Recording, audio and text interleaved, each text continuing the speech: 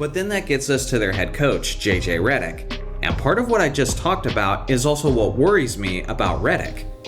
Now, I personally never felt great about the decision to Wait, Johnny, don't do it, though. Don't do it. Don't make him the scapegoat. Don't jump on the bandwagon, please, because it was Darwin Ham's fault, and before that, it was Frank Vogel. All right, welcome back to the show, everybody. Hope you all are having a good day so far. So, I wanted to watch this video from the Johnny Arnett channel. This one is titled JJ Reddick is Getting Humbled. And I know exactly what this is because I watched this game on Christmas. And if you guys watched it too, that would be the Lakers absolutely getting their asses spanked on Christmas Day. With a full power team, mind you. So you got LeBron, you got Luka, you got AR. Well, we got AR for half of the game, and then he went down with an injury. But still, like the amount of belt to ass that we saw was just incredible. And it's really just based off of a lack of hustle and defense. And it's kind of the thing I was talking about from before, earlier this season. LeBron's going to come back. He's going to soak up all these stats, and everybody else is going to decline in return. We've seen this happen year after year when it comes to LeBron. It is what it is. I don't know why people are still in denial. Some of my family's still in denial on this, and, it was an interesting conversation because I'm like, look at it. Every time he goes in, they're blowing, like they're in worse position every time he leaves the game. You know what I mean? Then everybody else is kind of picking up the slack for him. He goes back in and things start to collapse again. But anyways, it's okay. We all see what we want to see, I guess. But now JJ Reddick is under fire because he's calling out the team. And it's not the first time this year he's called out the team. It was about a week ago I saw that he called out the leaders, which basically he was talking about LeBron and Luka and saying they got to set the tone defensively because they're not setting a good example for the rest of the players. Luka responded to that by saying, okay, I agree with the challenge. I'm one of the stars. I have to set a better example. LeBron didn't say anything, of course. He's too important to respond to things like this, but now he's basically just fed up with the team's effort. So anyways, we're going to get into this as we go along. Guys, the link to the original video from Mr. Johnny Arnett is down below in the description. Johnny, if you see this, happy holidays to you, my friend. And everybody else, happy holidays to you. I appreciate you all being here. Channel members, shout out to you guys. I really appreciate you. Like the vid if you could. Hit that hype button if you could. And let's do this. And then, side note real quick, no one's going to react to Doc's audio there. Yeah. 7 minutes since we showed that audio. Nobody's going to react to Doc's audio. Do you want me to get it repeated for you? We don't have to repeat it. I can repeat I've it. seen the trend now. I've seen the trend for years. What's the trend? The trend is always making excuses. Doc, we get it. Taking over a team in the middle of the season is hard. It's hard. We get it. Just like getting traded in the middle of the season is hard for a player. We get it. Mm-hmm. But it's always an excuse. It's always throwing your team under the bus. Yep. Now it's like back to what I said the other night. It's a matter of making the choice. And too often we have guys that don't want to make that choice. And it's pretty consistent who those guys are. And so Saturday's practice, I told the guys, it's going to be uncomfortable. The meeting is going to be uncomfortable. I'm not doing another 53 games like this because we don't care enough right now. And that's the part that bothers you a lot. We don't care enough to do the things that are necessary. We don't care enough to be a professional. Yeah, the two words of the day were effort and execution. Mm-hmm. And I feel like when we've done both of those things at a high level, we've been a good basketball team. When we haven't, we're a terrible basketball team. And tonight we were a terrible basketball team. And that started legitimately right away. Man, first of all, I wouldn't want to be in his house after this on Christmas Day. He's probably like the grumpiest mofo. No, this is why a lot of great NBA players refuse to coach. Jordan, off the top of my head, he said no way he never wants to coach because what he expects from his players is unrealistic to what they can produce. And I think JJ is experiencing that now, because when he was a player, he thought like, man, Coach Doc is, Doc Rivers is, the guy's a nutcase, thinking like, okay, we're not putting in enough effort. We are putting in enough effort. Okay, well, now that he's a coach, he sees it different. He's like, no, these guys are not, in fact, putting in enough effort. But hey, man, it's just the way it goes. As a coach, you cannot control the effort level. Phil Jackson used to have to manipulate it to try and get people to have something individually to try to achieve. And if all those pieces fall into place and everyone's individual goal aligns with the team goal, we got a championship. There's two things I want to touch on, right? The first one is, so he said the words of the day are what? Execution and execution. Is this the fucking kindergarten classroom where you put words on the words of the day on the fucking board that, like, what are we talking about here? Like, the words of the day are effort and execute. Like, I saw that when I used to drop my son off at school at kindergarten 2 years ago. Word of the day on the door when you walk in. You got to tell the teacher the word of the day before you can enter the classroom. Yeah. Now, and here's the deal. The irony is, like, it's really fun to make fun of JJ for this, but I agree with him. I actually do agree with the guy. But I mean, you should have known this was going to happen becoming a coach in the NBA. You're going to be fighting with your players to get them to put in max effort. It's just the way it's going to go. But I do actually agree with his message, because it's the same thing I've been saying about the Lakers all season. When LeBron's in the lineup, the effort level goes down, because when you have your star player slacking off all the time on defense and now even on many offensive possessions, that trickles down to the rest of the team. That bad example trickles down. You're comfortable? Okay, well, why don't I take it a little easy and get comfortable too? Why not? Is this what we're doing here with professional athletes that's making $30, $40, $50 million a year? That's what we're doing here? Second point. JJ, I don't know if you know this or not, bruh. Them dudes don't respect you. You are their peer. They are not, just because you have the head coach title, they don't look at you as such. And the main corporate is the guy who you just had the podcast with. Yeah. That helped hire you. That helped get you the job, man. Like, let's call a spade a spade. Yes, sir. Like, if they did, they'll play harder. Cue the epic intro.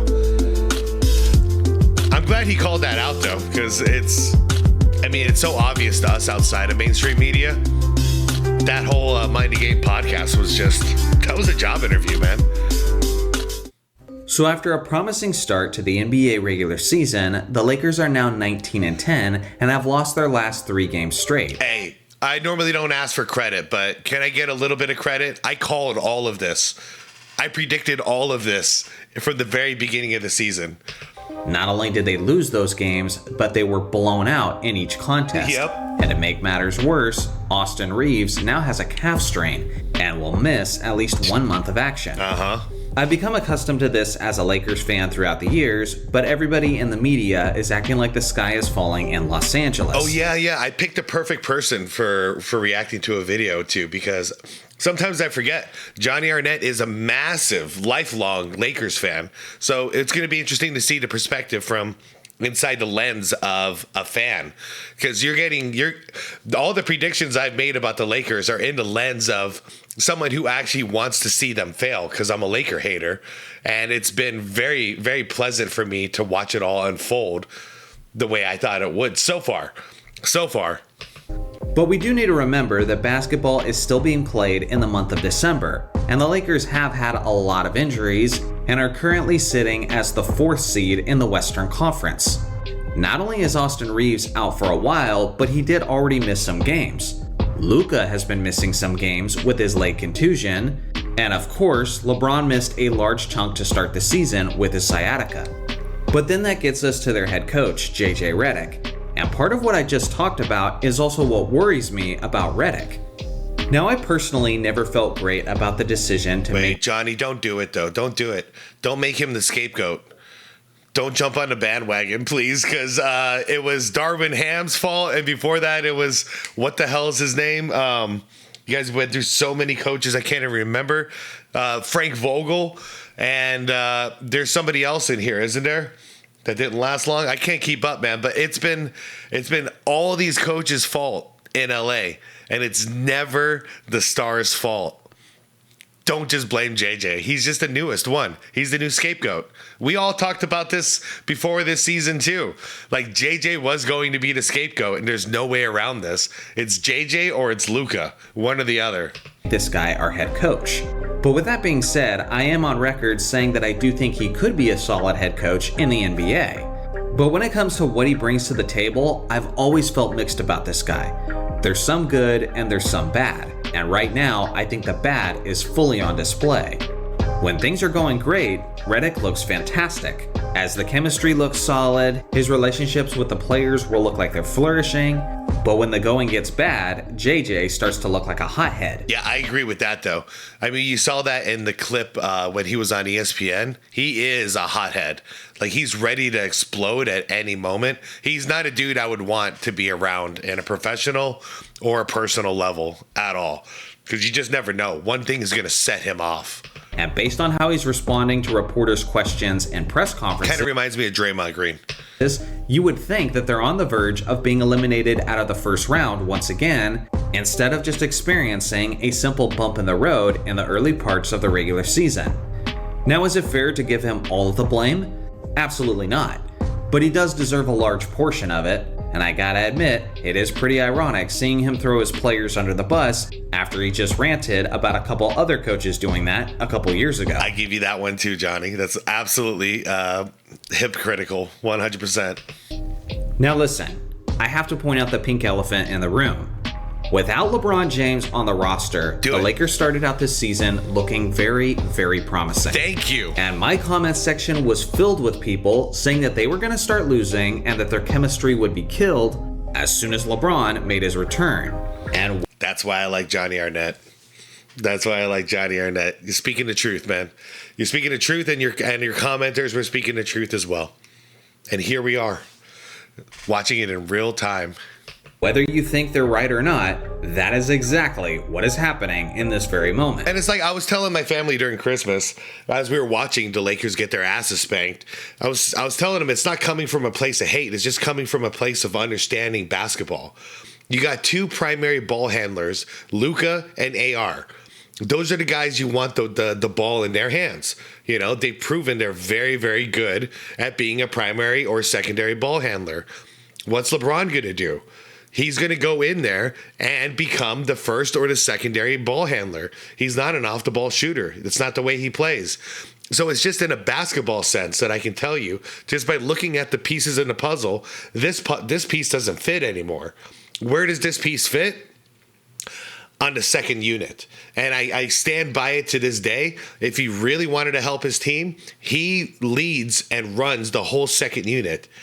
That gives your starters, Luka and AR, a little more time to rest because you got LeBron running that second unit, and he can have the ball in his hand the whole time like he has his entire career. But forcing him into the starting lineup the way they have, it's only going to ruin the chemistry. There is no other way around this. It's like throwing James Harden into the mix. You think the guy doesn't need the ball in his hand? Of course he does. You know, the only one who could have worked is somebody like a Steph Curry. You know, because he plays off the ball. But someone who's a primary ball handler, you can't have three of those on the court at the same time. So once again, it wasn't coming from a place of hate. It was just that I can't believe the Lakers aren't seeing this. This isn't going to work, and it's not working. More so than anything, their defense is really letting them down. Yeah. And the addition of a 41-year-old player obviously isn't going to help with that. But I'm honestly not that surprised as a fan, because the instant we formed a duo between LeBron James and Luka Doncic, a lot of us expected that.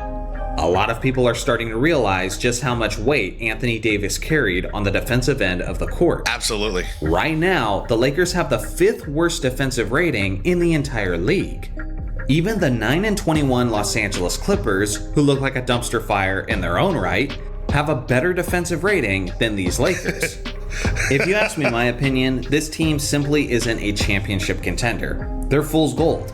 And since the day they formed, I've never thought they were ready to compete for a championship. See, I thought in the beginning of the season, before LeBron James came back, and you can go back to my videos and you can hear me say it back then, they were a championship contender. Absolutely. In my opinion, they were. They had all the pieces that they needed. their defense was actually better before LeBron came back too. For the reasons I said earlier, I don't want to keep repeating, but yeah, I mean, it's obvious. He sets the tone, and it's bad news. But before that, everyone was stepping up on defense to get it done. Good enough to win tough games, at least. I'm sorry, DeAndre Ayton isn't enough to address all of their issues on the interior, and he's certainly not enough to make up for their deficiencies on the perimeter. No, but once again, before LeBron came back, that pick and roll between Luka and what's his name, DeAndre Ayton, was pretty phenomenal. It kind of reminded me of the Chris Paul Ayton days in Phoenix before it all went to hell.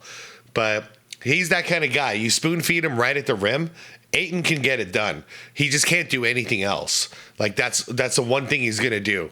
But kiss it right off the rim, he will get that alley-oop, and he will finish it 9 out of 10 times, especially when Luka's throwing him the ball. But that dynamic seems to have kind of shifted now. Once again, Luka's better at the pick and roll. Austin's better at the pick and roll. Both of them better than LeBron at it.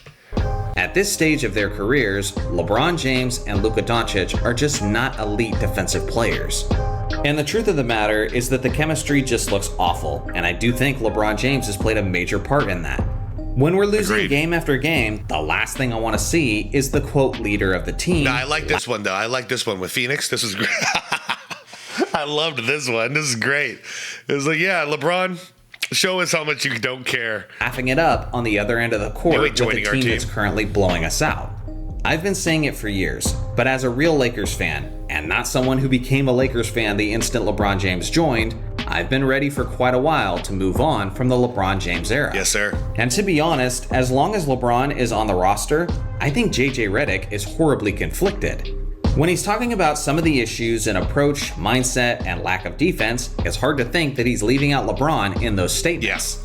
But he's also being so vague, and he's not calling him out directly. And even if he did, I don't know if LeBron would respect him enough to do anything about it. Yeah, like I said, the closest I saw him do was say it's up to the stars, basically.